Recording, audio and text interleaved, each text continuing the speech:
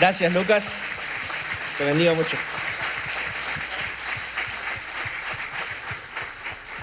Muy buenas tardes para todos. Dios les bendiga. Dios les bendiga. Qué bueno estar en casa. Digo casa porque me siento parte. Muchas gracias. ¿Cuánto va a dar un fuerte aplauso para el equipo? Qué increíble, qué fácil es entrar a la presencia de Dios en un equipo como este. Estoy muy feliz, puede tomar su lugar, por favor. Muy feliz de acompañarles.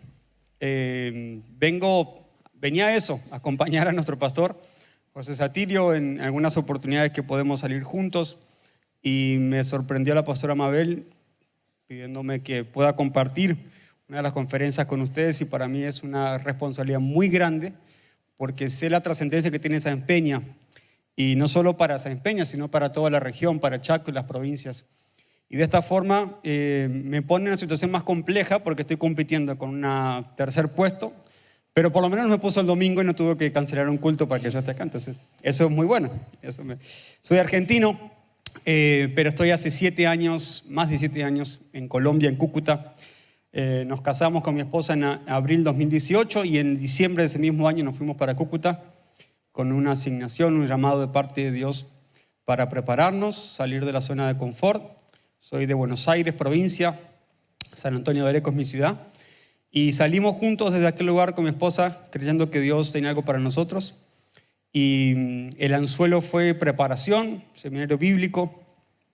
Pero eso fue el anzuelo simplemente porque después de apenas transitar un año en aquel lugar, llega la pandemia y pasan un montón de cosas. Y en esas situaciones que acontecen, entendimos que Dios, la excusa era el seminario, pero había mucho más para nosotros.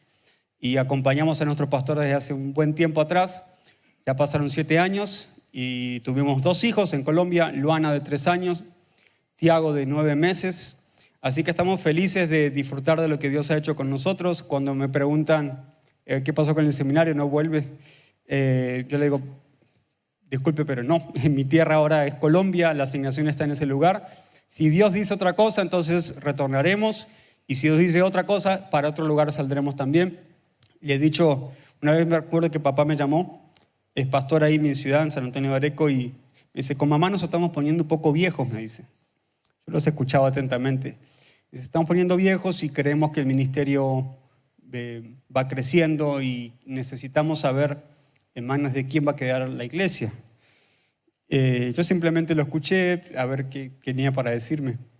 Me dijo, estábamos pensando en ustedes, pero en realidad pensamos, sí, ustedes van a volver, quisiéramos conocer un poco sus expectativas. Y yo le dije, papá, gracias por el entusiasmo, pero de una vez tengo que aclararte, yo no soy quien manejo ya mi agenda. Si Dios un día dijo que salga, hasta que Dios no vuelva a decir otra cosa, yo no retorno. Y entonces, gracias por todo, pero no cuentes conmigo. Le digo, hay mucha gente que Dios está poniendo al lado tuyo que creo que llegaron para este tiempo correctamente para formarlos y más adelante puedas trabajar con ellos. Y lo tomó como un balazo de agua fría, pero yo entendí que tenía que ser categórico con lo que Dios estaba haciendo con nosotros. Así que fuimos responsables con la respuesta. No gustó mucho, pero gracias a Dios pasaron algunos años y hoy está cargado de jóvenes por todos lados que están al lado del ministerio y puede ausentarse la gente que queda hace el trabajo tan bien como él. Y estoy feliz de eso, de poder saber que Dios suple su propia iglesia, porque la iglesia es de Él, al fin y al cabo. Nosotros estamos para colaborar. Esta presentación simplemente para que conozcan un poco. El yeísmo se me fue un poquito, aunque estoy cerca de capital, no soy porteño. Ya fui igual redimido en Colombia por eso, pero aún así la gente me pregunta, ¿pero sos colombiano o sos argentino? Porque hay una mezcla de fusión en mi lenguaje, solo para que la gente en Colombia pueda entender un poco más cuando hablo rápido. Entonces tuve que bajarlo un poquito, corregirle algunas cosas para que la configuración se entienda bien con el colombiano. Pero acá creo que puedo hablar bien, ¿sí? Acá puedo usar las palabras que hace años no uso y las expresiones para que ustedes me entiendan bien. Mañana es un día muy importante, ¿no? Sí, dígame, porque si no... Porque mañana hay culto. Y tenemos 2 cultos, uno en la mañana y uno más grande en todo el país en la tarde. Creo que mañana vamos a tener una gran victoria. Pero como nosotros no creemos en cábalas. ¿Cuántos creen en cábalas para liberarlos esta tarde? ¿No? Ok. Nosotros no creemos en cábalas, pero como buenos cristianos creemos en señales. Las señales acompañarán. Entonces yo tengo una señal por ahí del día de hace unos días atrás. que yo creo que es una buena señal, ¿sí?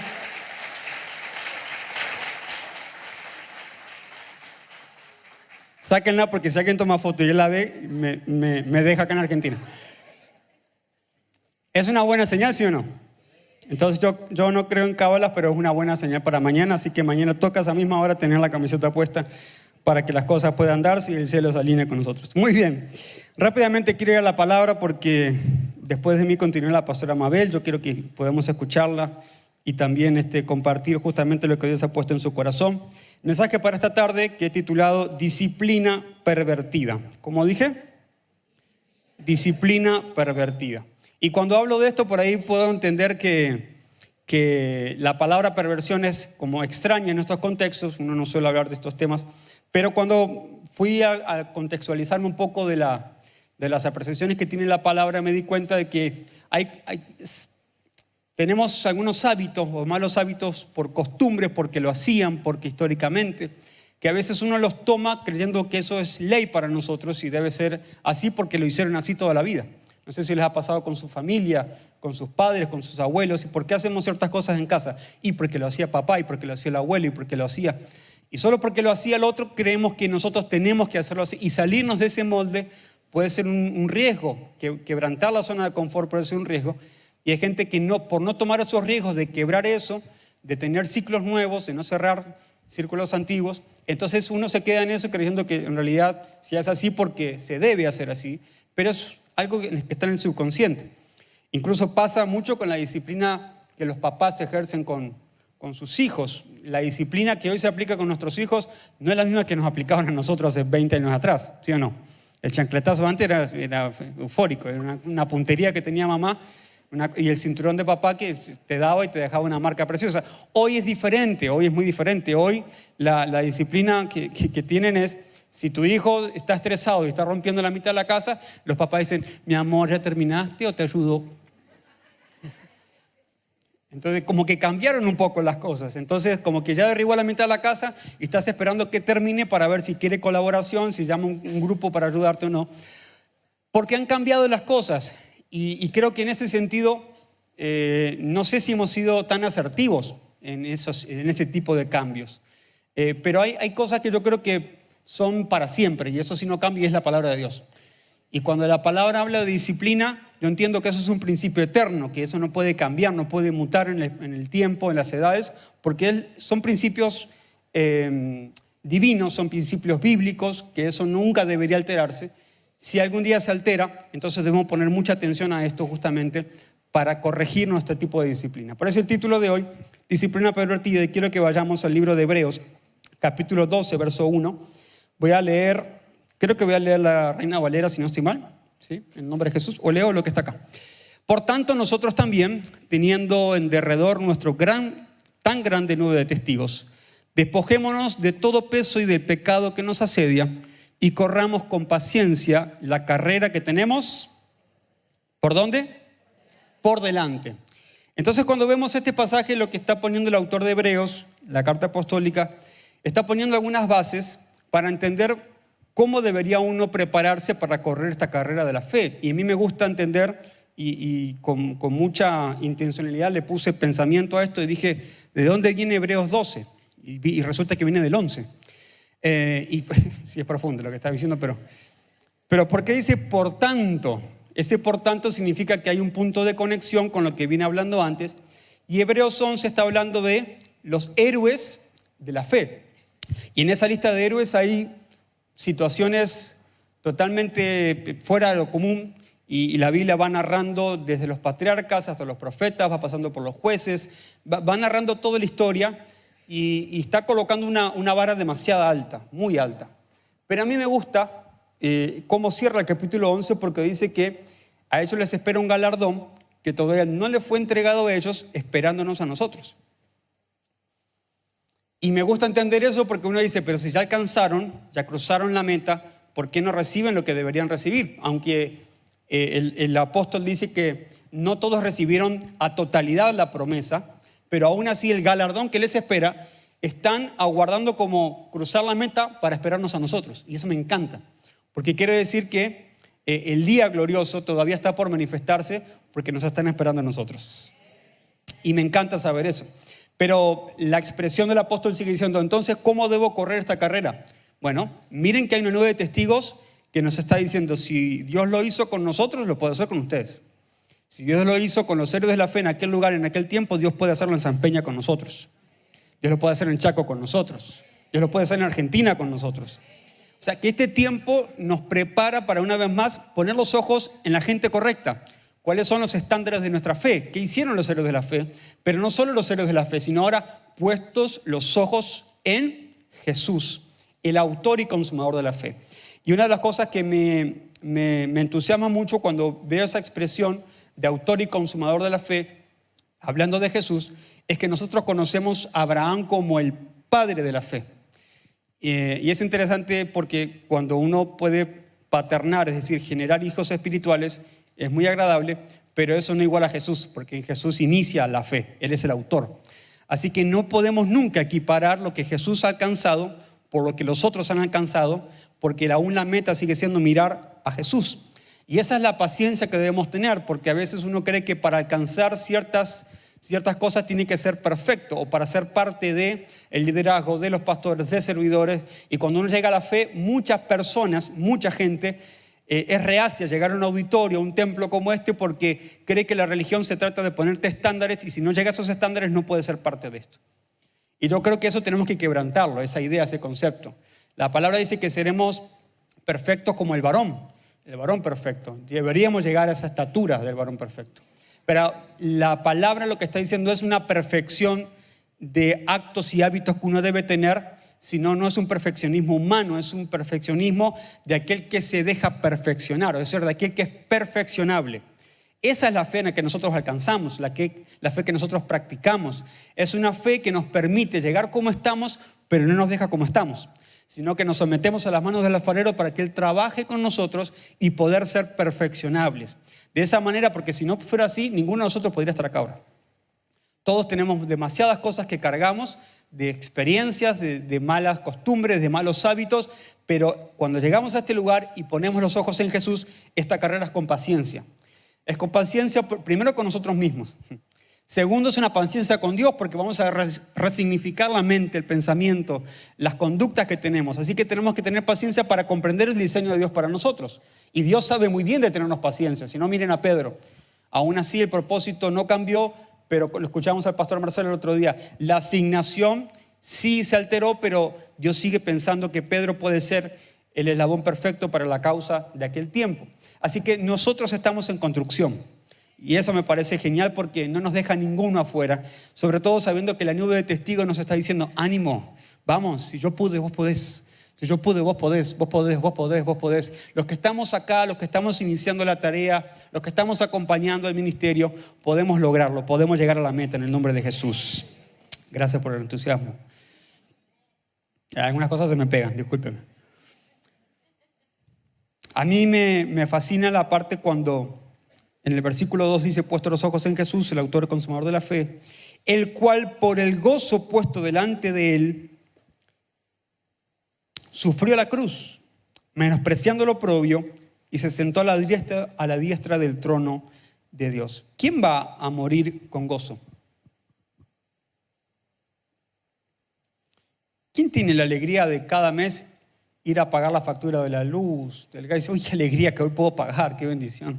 Una nueva factura con el aumento, qué bonito, qué agradable. Nadie va a hacer cosas que implican sufrimiento y desgaste con alegría. ¿Y por qué Jesús va a la muerte con sumo gozo?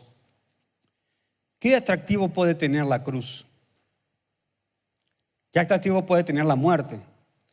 Prácticamente solo se entiende por un principio. El resultado de la cruz es lo que me motiva a hacer la tarea. El resultado de la cruz para Jesús era la salvación de nosotros. Jesús sabía que haciendo lo que iba a hacer no le traería gozo en el momento, pero tendría un gozo eterno de cada uno de nosotros que hemos aceptado a Jesús como Señor y Salvador. Cada vez que nosotros podemos leer una carta apostólica como esta y poner los ojos en Jesús, Jesús está diciendo, valió la pena pasar por la cruz, me están mirando a mí. Eso es extraordinario, saber que el gozo que le produjo a Jesús, la tarea, la asignación de ese momento, trajo un resultado tan grande como es la salvación de nuestras almas. ¿Alguien dice amén a eso?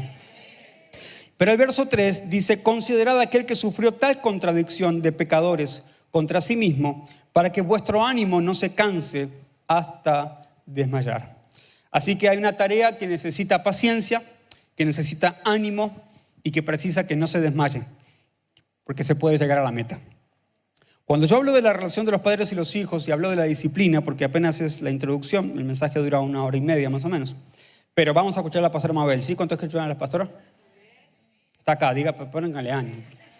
¿Cuántos quieren escuchar a la pastora Mabel? Bueno, entonces voy a correr. Cuando uno desvía esta disciplina o este tipo de propósito, es cuando encontramos el conflicto que podemos tener con la palabra disciplina, pero también con la palabra propósito. Por eso tengo que definir rápidamente qué significa la palabra perversión. Ella proviene del latín perversus, que significa torcido, perverso, corrupto. Esta palabra se compone de los prefijos per, que significa a través de, por completo, y versus, que significa dando vueltas. En otras palabras, es aquello que de su diseño original se quebrantó y se salió de ese lugar. Algo pervertido puede referirse a una acción, un pensamiento, un comportamiento que se considera moralmente incorrecto o perjudicial. Estas vías que están viendo aquí en la imagen es año 78 en New Jersey. Por las altas temperaturas, las vías se salieron de su cauce normal, provocando el descarrilamiento de ese tren. Similar a lo que estaba pasando hace unas semanas atrás en Europa con las altas temperaturas. En plenas ciudades, los trenes tuvieron que pausar su marcha y pausar su avance porque justamente las vías estaban sufriendo el mismo problema. Esto sucede, y es una imagen que simplemente ilustra porque solo quiero dejarte el concepto, pero a veces sucede con la vida. Pervertimos el propósito de Dios con nosotros. Algo para lo que Dios nos creó, nosotros, y el hombre por naturaleza busca generalmente pervertir ese propósito, y tenemos un conflicto permanente con eso, la lucha de la carne con el espíritu, que constantemente estamos batallando con pensamientos, con malos hábitos, con cosas viejas, antiguas. Y yo creo que nosotros necesitamos atender esto, prestarle atención, no solo por nosotros mismos. Una cosa es lo que yo puedo predicarte a vos. Otra cosa es qué le estamos enseñando a nuestra gente que también está acompañándonos, la que el Señor nos permite liderar y pastorear. Gracias por el entusiasmo. Gracias por su entusiasmo. Cuando nosotros somos aceptados para ser corregidos por el Señor, nosotros no podemos ver a Dios simplemente como alguien que nos va a corregir o como por ejemplo lo hacían los maestros en las épocas antiguas. Hoy que un maestro, que un profesor regañe, dije, ¿cómo es acá? ¿Sí, regañar está bien? Perdón, muchos años. Que un profesor regañe al alumno o le dé con la regla en la mano, eso es una locura. Hoy van los padres, van los vecinos, van todos con una molotov y te tiran al colegio. Una locura pensar ese tipo de correcciones. Hoy no se hace. Pero a veces pensamos que Dios tiene una regla en la mano y nos da cada vez que cometemos un error. Y si no pasa con nosotros, mucha gente tiene esa visión de Dios porque no tiene como una relación correcta con Él. Y he notado que muchos cristianos de algunos años y meses todavía sufren de ese problema creyendo de que Dios es Él que está sentado con la barba larga, que le sirvan café y que va mirando a quién se porta mal para darle su merecido. Y está totalmente alejado de eso. Pero tenemos que quebrantar esa idea de nuestra gente cada vez que llega a una iglesia. Tenemos que eliminar ese sesgo que tenemos del cristianismo todavía. Y lo he visto mucho en Argentina, lo veo mucho en Colombia, donde la relación parece que con Dios es una relación distante por lo que Él representa.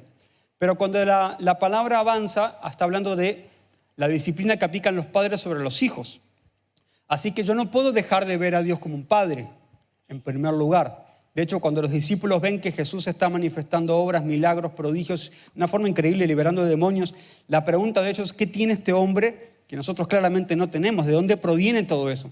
Entonces los discípulos se acercan y le dicen: Jesús, enséñanos a orar, porque vemos que cuando vas a orar y regresás, se pudre todo. Así que necesitamos tener lo que vos tenés. Entonces Jesús dice: ok, entonces cuando oren, lo van a hacer de esta forma. Inicia la oración modelo para nosotros, que sigue rigiéndonos hasta el día de hoy, con una palabra, que es Padre. Padre nuestro que estás en los cielos. El primer patrón que debe tener una relación con Dios es la paternidad. Si yo no puedo comprender la paternidad, voy a tener un conflicto de relación con Dios. Porque muchos eligen que Él sea su juez, que Él sea un amigo, que sea un parcero, que sea muchas cosas, pero no un padre. Y el que no acepta la paternidad de Dios puede aceptar los beneficios, pero no puede aceptar la corrección. Porque el Padre te ama, el Padre te protege y el Padre te provee. Entonces yo quiero quedarme solamente con el amor, la protección y la provisión, pero sin la corrección. Resulta que todo esto, sin el cauce correcto de la corrección, es muy difícil yo disfrutar la naturaleza de esa relación con Él. Entonces tenemos mucha gente que va por la vida mirando a Dios como un juez, como un señor, pero nunca lo puede ver como un padre. Y el día que ese conflicto no se solucione, hasta ese día la gente le vas a preguntar cómo está tu comunión con Dios y te va a decir, y ahí vamos. Porque cree que al juez le tiene que rendir cuentas solamente y que al amigo le puede ocultar cosas, pero un padre nunca. El padre tiene derecho a meterse en lo más profundo donde nadie más puede meterse, pero el padre va a meterse con amor, va a protegerte de lo que te hace mal y por eso pone límites. Necesitamos esos límites. Necesitamos que disfrutar la provisión de Él. Mucha gente se acerca a Dios dándole gracias, pero pocas veces he visto a gente que con tanta naturaleza le pueda pedir y pedir y pedir y pedir, porque cree que en realidad no merezco nada. Entonces soy un pobre desgraciado que necesito el amor porque soy víctima de todo esto, pero no me animo a pedir porque la relación no está sana. Entonces no sé cómo pedirle a un Dios que se manifieste como provisión para mí. Él es nuestra provisión. Cristo es nuestra provisión completa. No necesitamos más nada. O sea que podemos, si el apóstol dice, si el Padre entregó a su Hijo, ¿cómo con Él nos dará todas las cosas? O sea, la practicidad que Dios pone en la carta apostólica para que podamos entender es, en Él está todo. Pero si no lo miramos de forma correcta, es muy difícil que un día aceptemos. Podemos aceptar el amor, nos encanta, la ternura, el cariño, perfecto. La protección de cosas malas que le escuchamos al pastor del Salmo 91 estos días en la protección divina. Podemos disfrutar la provisión, qué lindo cuando Dios nos da las cosas. Pero el día que nos hable de límites, ese día en la iglesia me están coartando, en la iglesia me están retando. Y ese día podemos tener seguramente un distanciamiento de la visión que tenemos de Dios.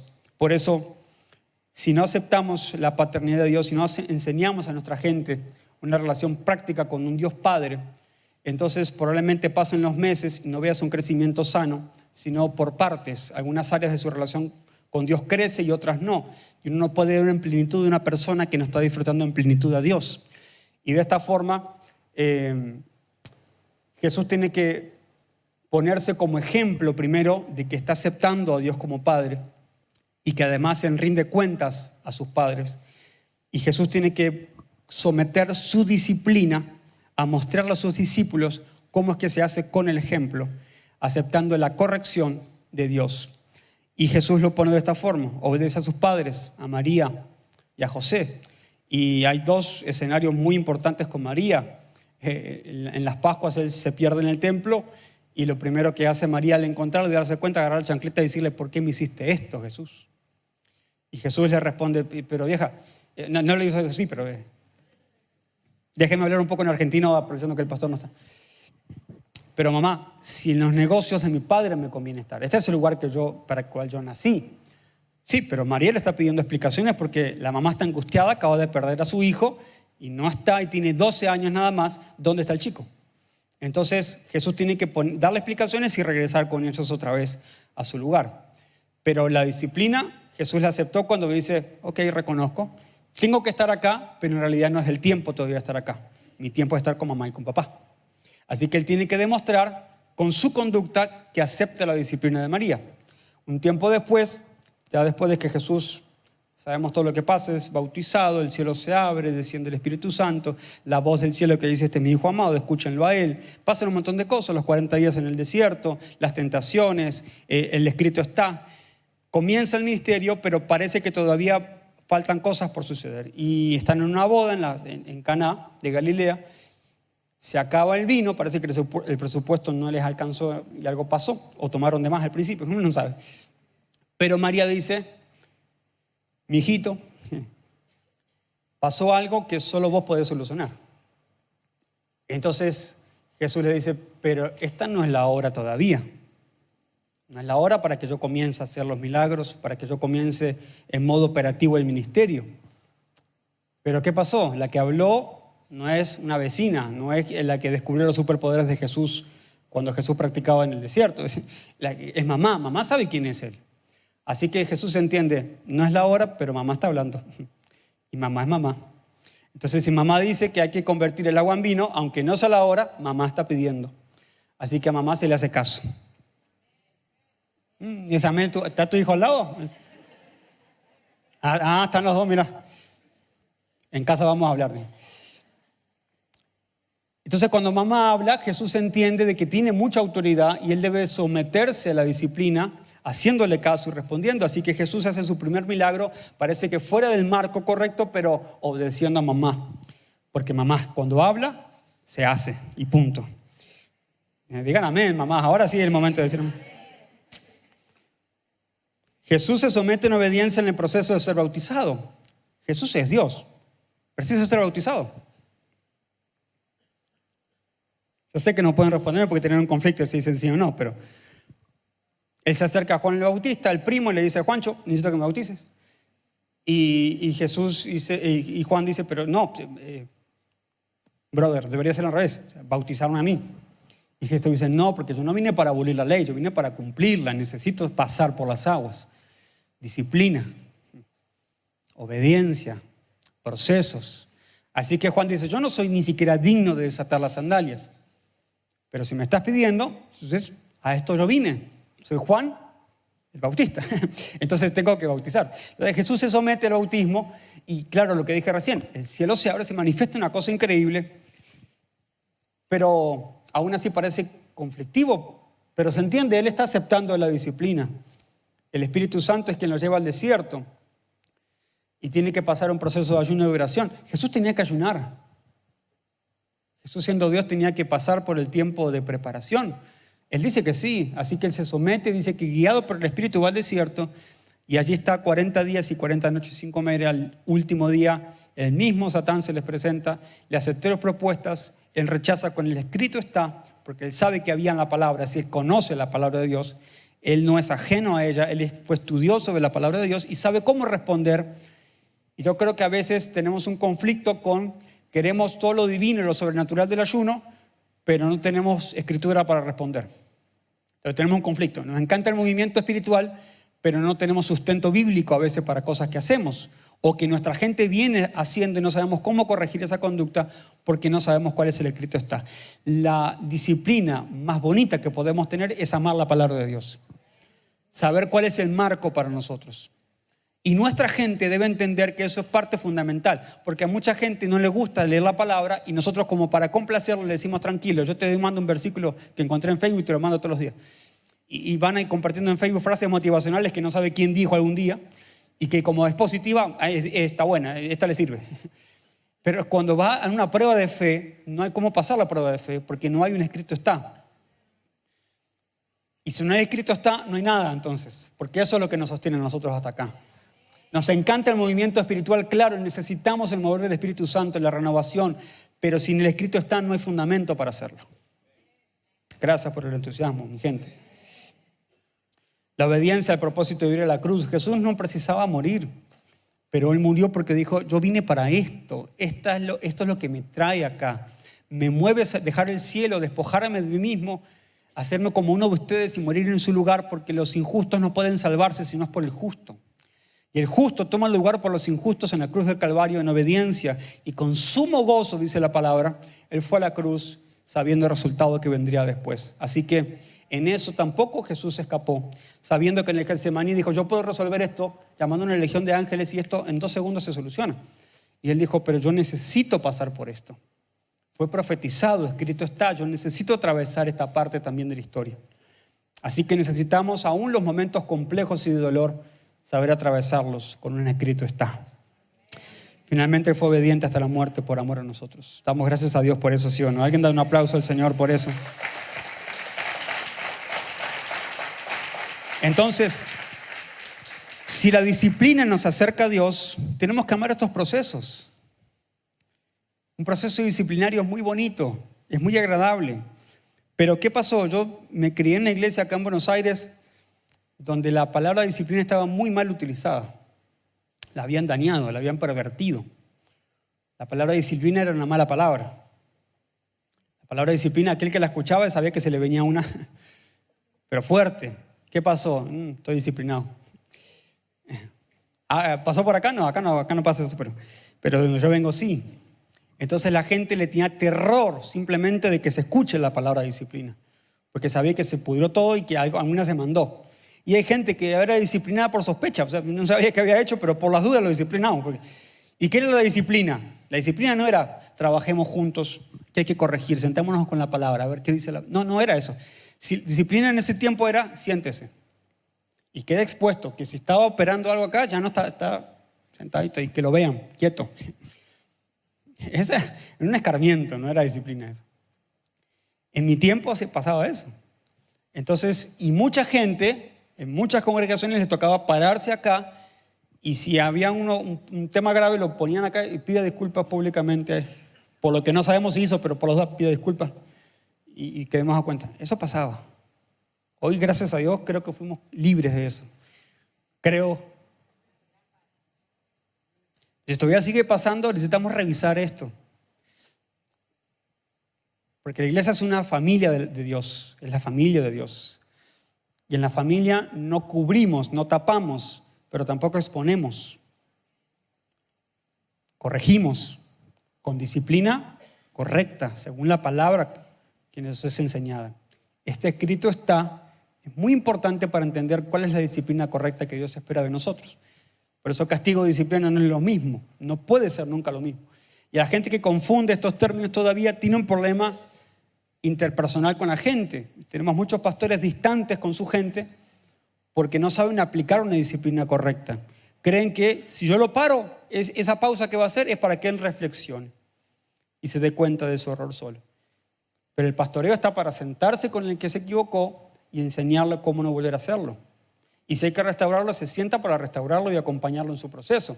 No se lo deja solo expuesto de la manada. Eso no hace un rebaño. El Salmo 23 enseña de que somos ovejas. David, no sé si era un Terian de la primera hora o qué, pero él se percibe como oveja. Pero me encanta eso porque la oveja es de los animales más tontos que hay. Porque solo se descuide, por eso precisa un pastor que constantemente lo esté cuidando y velando. Por eso el callado, porque generalmente la oveja tiende a irse. Venga para acá. Eso es lo que hace un pastor. Y lo que me enseña el estudio acerca de esto me dice que un rebaño se conforma por lo menos 5 ovejas. Pero cuando una se desaparece del rebaño, es presa fácil. Pero cuando el que está amenazando para comerse a la ovejita hermosa ve que está acompañada, no se anima a atacar porque sabe que se pudre todo para él. Entonces, esto pasa muchas veces. El mismo pastor que no es pastor, pero tiene un título de pastor y deja a la oveja sola en lugar de traerla al rebaño, eso es un pastor que está con título pero no con carga. Se tiene cargo pero no la carga, es un conflicto. Y hoy en día tenemos muchos pastores de plataforma, muchos líderes de plataforma, pero poco de pastoreo, de estar cerca de la gente. Y eso puede ser un error para nuestra generación porque va a creer que entonces, si mi pastor no está cerca, seguramente alguien en TikTok esté más cerca. Y me termina pastoreando TikTok, Facebook, Instagram, cualquier red social porque ellos sí pasan tiempo, yo puedo escucharlos, yo puedo saber qué piensan, Y tenemos el conflicto hoy, este conflicto está presente y es una amenaza para nosotros. Por eso cuando tenemos las congregaciones que van creciendo, debemos repartir la carga sobre otros para que nadie quede descubierto. Porque si no sería un error grave de que si solo vengan y escúchenme a mí y en la semana que Dios te ayude, o sea, Dios te va a ayudar, pero no funciona así esto. Dios te ayuda con mi consejo, yo me siento contigo y comenzamos a hablar y vamos a revisar qué es lo que pasa. Y si no puedes solo, para eso estoy yo, quiero ayudarte, quiero acompañarte. Para eso está el discipulado. No es algo que estoy hablando ajeno a lo que hacemos nosotros. Pero hay muchos pastores que todavía están lejos de eso y tienen este tipo de conflictos. Entonces, cuando alguien no responde a la enseñanza del domingo, que me escuchó 40 minutos, entonces está mal. Castigo. Disciplina. Porque no entiende, cabezón.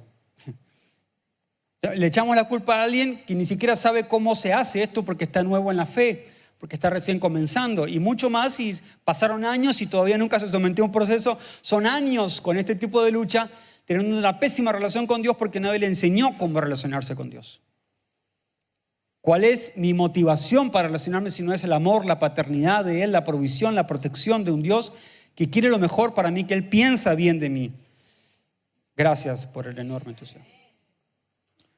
La palabra disciplina proviene del latín disciplina, que significa instrucción, enseñanza, educación, aprendizaje. La raíz de esa palabra es discipulus, que significa discípulo.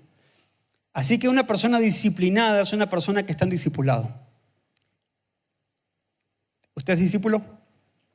¿Usted ama la disciplina? ¿Ama la disciplina? No lo quiero obligar a que me diga que sí, pero por lo menos que me entusiasme de acá un poco. Pero la verdadera instrucción que tenemos es ser personas con disciplina, con un corazón de discípulo, de sentarnos a aprender constantemente lo que Dios está esperando de mí. Yo creo que Dios espera mucho de nosotros, pero necesitamos tener un corazón de discípulo. En su origen, la disciplina se refería al proceso de aprendizaje de un discípulo bajo la tutela de un maestro. Este proceso implica la adquisición de conocimientos, habilidades y valores. Hace un tiempo atrás me puse a estudiar un poco los errores que tiene la gente cuando va al gimnasio. ¿Cuáles son los 3 principales errores?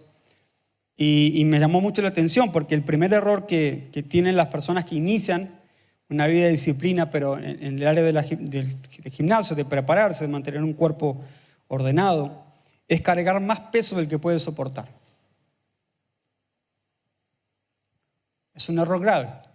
Y hay mucha gente que inicia la vida de fe y quiere correr con paciencia la carrera, pero a veces nosotros, pastoreando a esa gente, le damos una mala rutina poniéndole más peso del que la gente puede tener. Entonces lo sometemos a un proceso que no puede soportar todavía. Pero ¿saben por qué lo hacemos con ellos? Porque a veces lo hacemos con nosotros mismos. Llevamos una carga mayor a la que podemos soportar. Por eso Jetro tiene que decirle a Moisés: brother, repartan la carga, tranquilo, no pasa nada. Necesitamos más gente que pueda hacer lo que vos ya no podés hacer solo. Y me encanta porque esto termina siendo una activación de dones y habilidades sobre otras personas que por querer cargarla a uno mismo no le está permitiendo desarrollar simplemente por algo natural. Yo estoy llevando una carga, se está poniendo un poco más pesado y necesito que alguien me ayude con esto. Preparo a otro, hay habilidades que se despiertan, capacidades que estaban ahí dormidas, salen a la luz y ahora vemos que hay liderazgo, que hay personas que pueden también someterse al proceso de llevar la carga. Y después él va a crecer también y va a someterse al mismo proceso y va a activar a otros. Ese es el llamado nuestro. Por eso el pastor ayer decía, primero eran 12, después eran 70, después se aparece a 500, después son 120. Hay números que hablan de multitud y crecimiento, pero eso habla de un sano proceso de activación de personas en el liderazgo, en el pastoreo, que permiten que no solo yo lleve la carga, tengo la visión, pero no toda la carga está sobre mí. Si hacia dónde vamos, te voy a conducir, te voy a mostrar para dónde, pero llevemos la carga juntos, porque ella solo no puede hacerlo. Así que llevar más peso del que podemos soportar puede ser un error para nosotros mismos y para la gente. ¿De qué cosas tendrías que despojarte?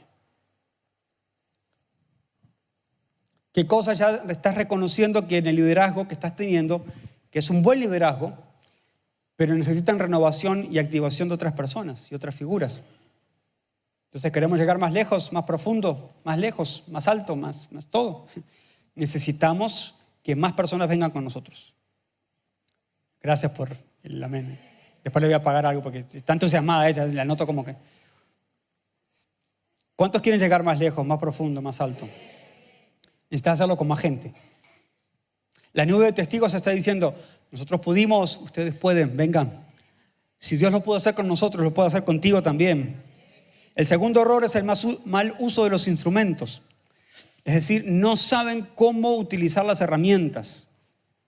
Entonces vuelvo y digo otra vez, la vida de sentarse con la gente es para enseñarle cómo se hacen las cosas. Mucha gente a veces en el altar escucha el qué. El qué es muy importante. ¿Qué vamos a hacer? Es más, la visión a veces está súper clara desde el altar. Pero el cómo no tienen ni idea. No saben cómo se implementa, no saben cuáles son los errores que no hay que repetir. No, que lo pase como yo lo pasé también. No sea malo. O sea, ahorrarle dolores de cabeza, ahorrarle los errores que cometiste en el pasado, en el proceso. enseñarle qué no debe hacer y qué sí debe hacer. Entonces, cuando hay malos instructores en el gimnasio, la gente termina haciendo cosas incorrectas con los instrumentos. Después hay músculos que se dañan. Hay capacidades que se pierden. ¿Cuánta gente por querer hacer el proceso más rápido en el gimnasio le mete más fuerza antes de lo que pueden soportar? No se puede hacer eso. Para eso el instructor tiene que enseñarte para qué sirve cada uno de los aparatos. Y eso se enseña con la palabra del Señor. Cuando uno se somete al proceso de leer las Escrituras, la Escritura te pone en el marco correcto para aprender cómo se usa cada instrumento que el Señor pone en tus manos. Por eso, en primer lugar, la disciplina incorrecta es cargar más peso del que puedo soportar. En segundo lugar, es el mal uso de los instrumentos. Y en tercer lugar, es pasar mucho tiempo en el gimnasio. ¿Y qué tiene que ver esto? Hay gente que a veces dice, no, yo voy 4 horas al gimnasio. Pero cuando uno va con el instructor y pregunta, dice, no, son 2 horas de fotos y de charlas con los compañeros, una que se va al baño a duchar y la otra que sí está ejecutando los instrumentos. Entonces, ¿cuántas horas estuviste en el gimnasio? Estuve 4 horas, no sé cómo estoy. Hizo una y el resto fue pasatiempo. Lo que quiero decirte es, pasar más tiempo en la iglesia no te hace más santo. Pero cada minuto que pases en este lugar te va a ayudar. Solo que si todo lo anterior no se implementa bien, por estar encerrado acá, no te hace una persona santa. Te santifica aquel que te acompaña cuando sales de acá.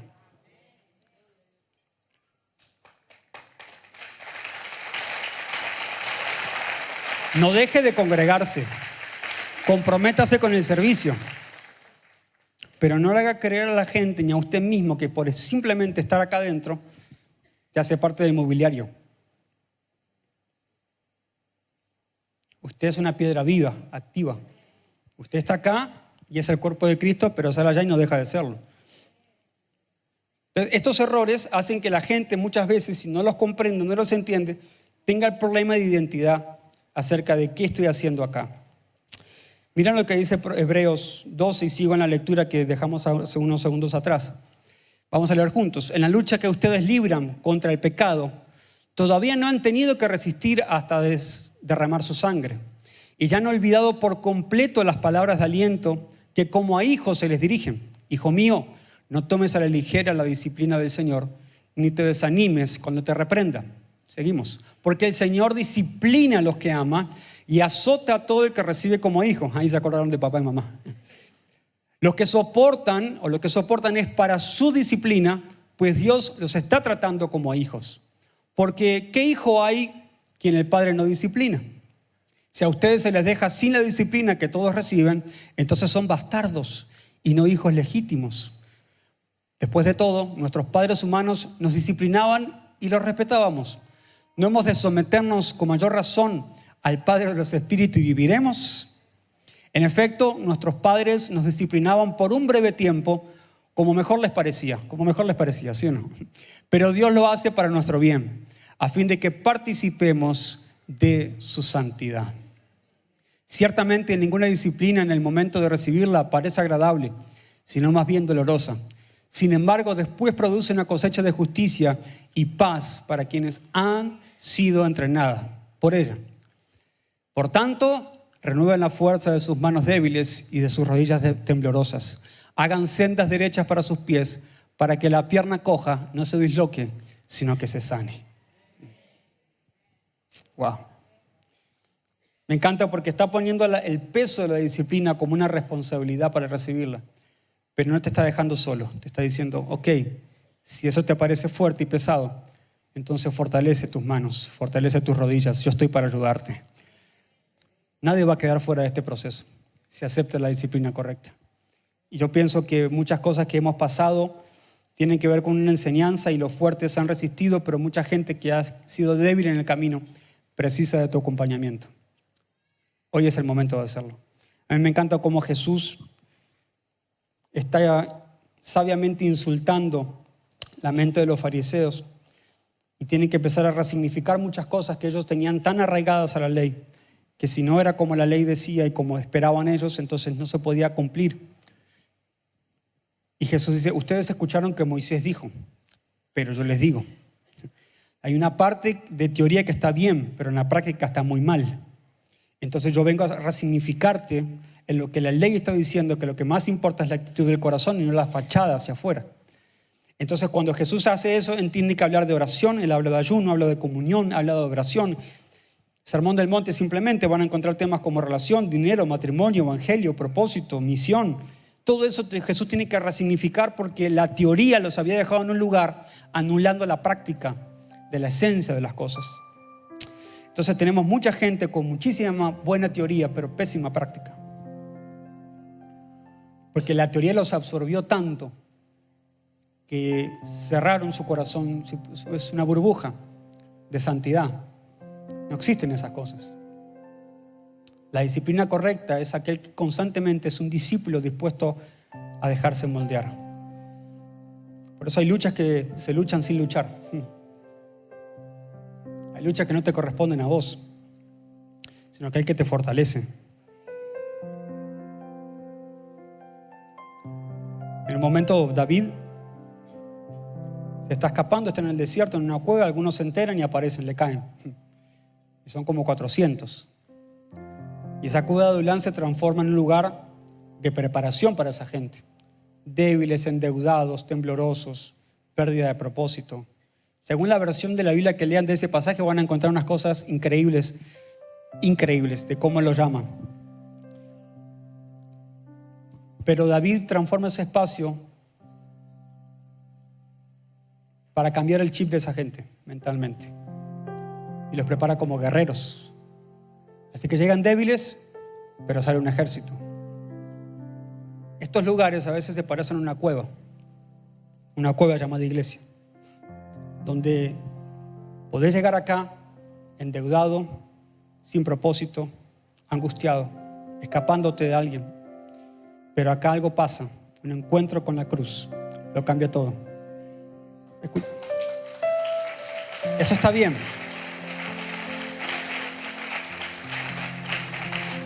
Eso es necesario. Eso debería ser lo que le enseñemos a la gente. Eso está perfecto. El error es creer que todo se trata de acá. El error es creer que algún día nunca vas a salir de la cueva, que la cueva es el lugar de confort. Ahora es el momento de pelear. Vas a tener transformación de pensamiento.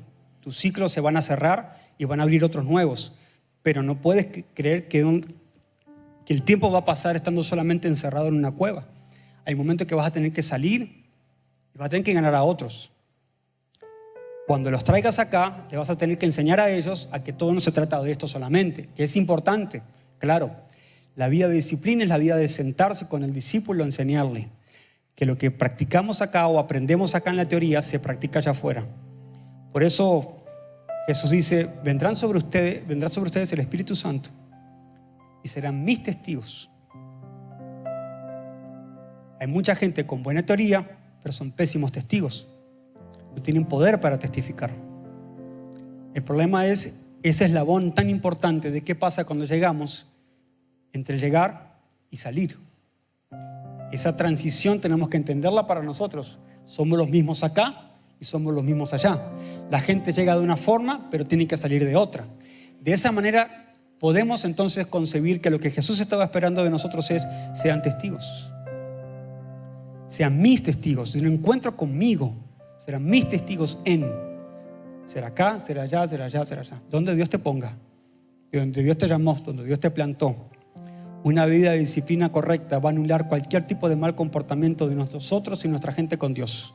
Vamos a poder ver a Dios correctamente, como un padre que ama, que protege y que provee. Quiero cerrar acá porque ya pasó la hora. La pastora está que se predica y yo quiero entregarla acá. Quiero definirte dos cosas para cerrar. ¿Qué no es la iglesia? La iglesia no es un club. No pagamos una mensualidad para permanecer como una élite a costa de beneficios.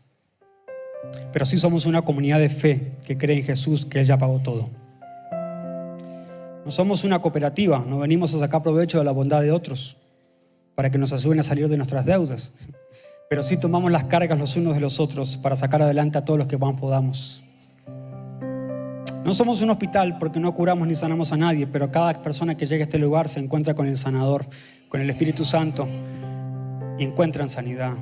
No somos una plataforma de talentos. No venimos a sacar provecho para nuestro propio beneficio, mostrando mis capacidades y cuán hábil puedo ser, sino que venimos a decirle a otros que Dios toma vasos de barro para poner su gloria sobre ellos y mostrarse, y que Él sea la figura visible. No somos un partido político, pero militamos los principios de la palabra de Dios y los defendemos como una generación de conquista y gobierno, porque a eso venimos. Por algo el salmista dijo: ¿qué haremos? Los justos y los fundamentos fueron destruidos. O sea que los fundamentos no los ponen afuera, los ponemos nosotros. Por eso cada vez que hablamos en tiempos políticos de cómo responder con sabiduría y con inteligencia espiritual, es justamente por eso, que aunque no somos un partido político, tenemos que militar la idea de lo que Dios propuso, y que la iglesia es quien pone los estándares, no ellos a nosotros. Gracias por...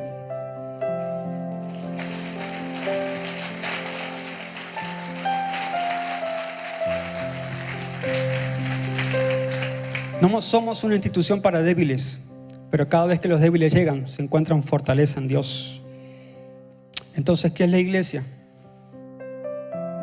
Ahora te digo, Pedro, que significa roca, sobre esta roca edificaré mi iglesia, y el poder de la muerte no la podrá conquistar.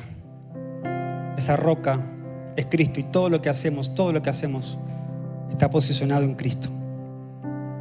Pedro no es la figura, nosotros no somos la figura es Cristo. Sobre ellos se edifica. Y aunque la iglesia no es un edificio, es una comunidad en la que se reúne en Él, sea aquí o sea allá. Cuando hablamos de templo, decimos que nosotros somos el templo. Y Jesús tuvo que explicar esto muchas veces para que entiendan que no se trataba de un lugar de adoración, sino donde tu corazón quiere rendirse a Dios. Hoy puede ser acá, mañana puede ser allá. Todo lo que se edifica sobre Cristo es inamovible y permanece para siempre, porque Él es la piedra angular.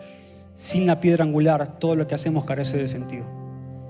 Usted puede tener un buen programa, buen culto, buena producción, pero si Cristo no está, eso no es iglesia. Es todo lo que definí antes, pero no eso. La iglesia de Cristo es cuando Cristo está presente, y nosotros somos el cuerpo de Cristo aquí.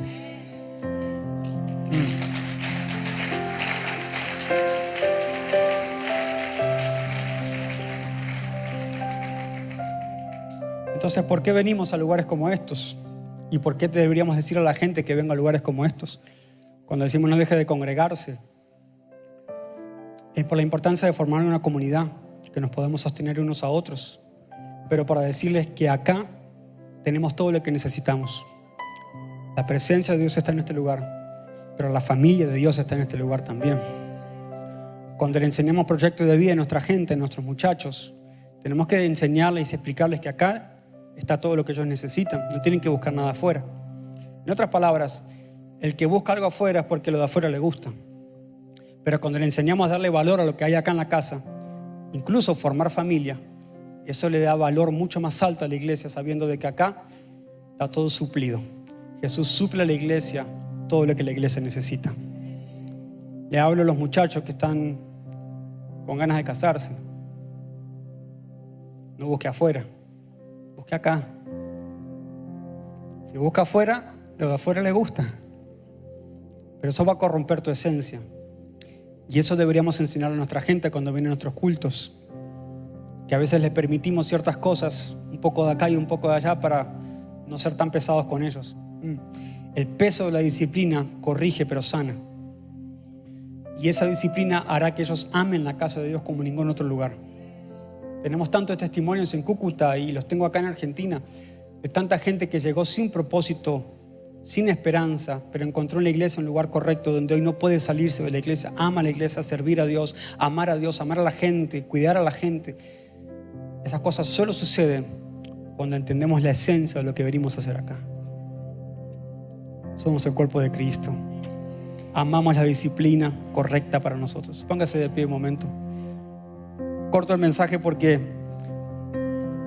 el tiempo y porque tengo muchas miradas que siento que son muy pesadas para mí. No quiero. Eso. Somos un organismo vivo. Somos columna y baluarte de la verdad que sostiene la moral de la sociedad. Somos la luz y la sal de la tierra para dar dirección y propósito a otros.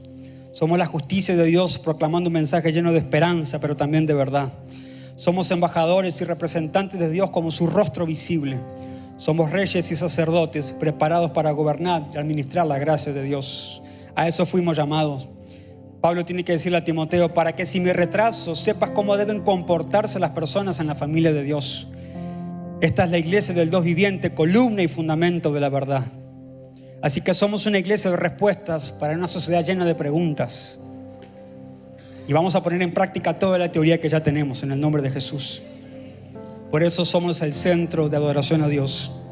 Somos el centro de la revelación de la gloria de Dios. Somos el centro de la demostración del poder de Dios. Y somos el centro de expansión del reino de Dios. Somos el centro cristiano con una misión que es global. Tenemos un ADN claro y tenemos un amor por la palabra que cada vez que la prueba pueda venir decimos, escrito está. Sabemos quiénes somos en Dios. Señor, gracias. Gracias por derramarte sobre tu iglesia con abundancia. Gracias por hacernos parte de tu plan aún sin merecerlo. El varón perfecto quiso derramarse sobre nosotros y hoy nos está llevando a tu estatura, Jesús. Estamos ascendiendo a tus niveles. Tenemos a Cristo en nosotros. Él es la esperanza de gloria.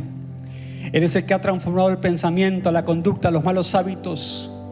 Hoy somos herramientas en tus manos. Aumenta nuestra estatura un poco más. Aumenta el poder de Cristo en nosotros. Aumenta. Vamos, ora por los tuyos. Si estás llevando más carga de la que puedes soportar, entonces ponte de acuerdo con Dios. Que hay gente que levantar que pueda llevar tu carga contigo. No es dejar de hacer menos, es que muchos más pueden hacer la misma tarea. Con más ímpetu, con más impacto, con más influencia. Dios va a estirar tu lugar de influencia. Dios va a ampliar plataformas a gente que hoy está esperando que alguien le diga una palabra. Esta es la confirmación, no esperes más. Dios ampliará tu lugar de influencia, pero necesitas que más vayan contigo. Levanta a otros, fortalece a otros. Esta es una tarde de fortalecer tus manos débiles, tus rodillas debilitadas. Esta es la tarde correcta. Levántate en el nombre de Jesús, cobra ánimo, mucho camino te resta, dice Dios. Toma la disciplina que hay en mí, conviértete en un discípulo de mí y entenderás todas las cosas. Necesitas más fe, pídeme la fe. Aumentanos la fe, dijeron los apóstoles. Vendrán más tiempos de prueba, puede ser seguramente, pero el discípulo sabe permanecer sentado del maestro, al lado de él aprendiendo, tomando de él, tomando de la gracia y gracia sobre gracia.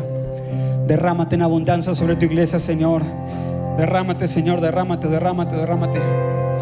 Cristo es el centro. De mí, las tradiciones de la religión, quita los moldes, grande tú eres.